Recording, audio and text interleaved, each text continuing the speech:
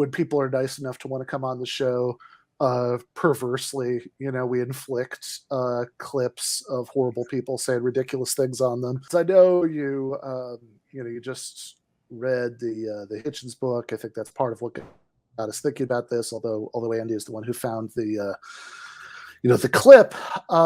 There is a character, a Christopher Hitchens extended cinematic universe character from who shows up in that book, William Lane Craig, for one of the debates, and he's talking to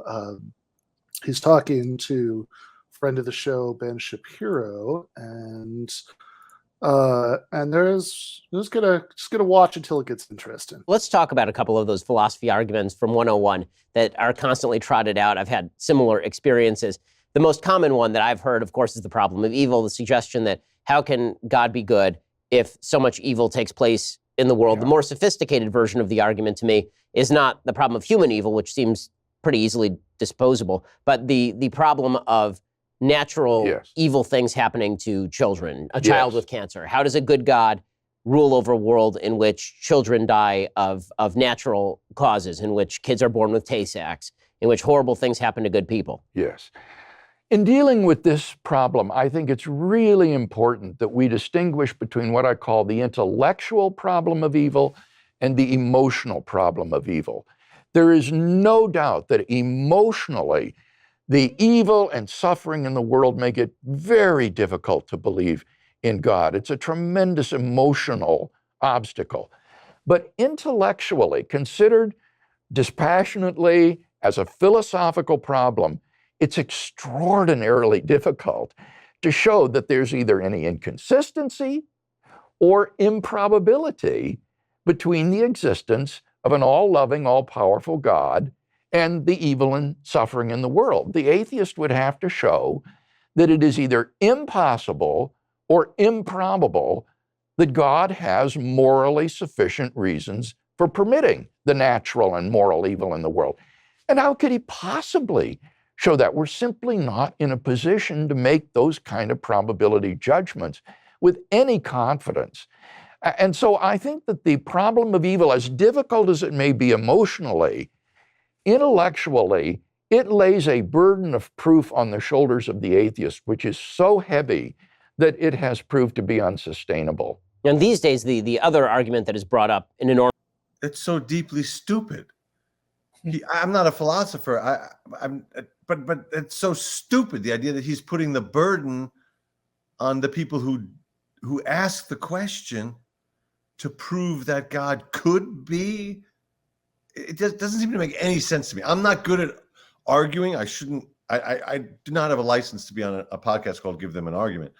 But I don't know how to give an argument other than to say, first of all, he had too much lipstick on. Whoever was doing the makeup for that shoot, that guy, it was the wrong color of lipstick and it was too much. Didn't he put the burden on the wrong person in that argument? That it was up to the atheist to prove that God could be, when the proof is right there? It seems like an argument that collapses on himself, because the proof was right there as the premise for the argument, which was that kids get cancer. Yeah.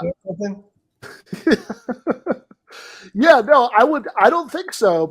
I don't think you are misunderstanding anything, because it just seems like we could do the same argument if we, like, I don't know. I don't know if you have kids, Ethan, but let's just use Andy as an example here, because Andy has kids. Like if Andy, like, I don't know, like, beat one of his kids so badly that they were, that, like, they were hospitalized, and they would say, "Oh my God, Andy, why didn't you do that? That's terrible." And his response was, "Well, look, can you prove that it's logically impossible that I had a sufficient good reason to do that? I mean, if you can't prove that it's impossible or even extremely improbable that I had a good reason to beat my children, within half their life, then, I don't know what we're talking about. I mean, I understand it may be very emotionally difficult for you to believe that, that I'm a good person, even though I just beat my child, put them in the hospital.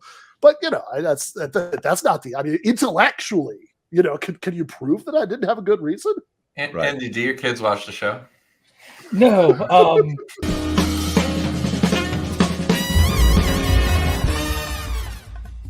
You have been watching free public content from Give Them an Argument.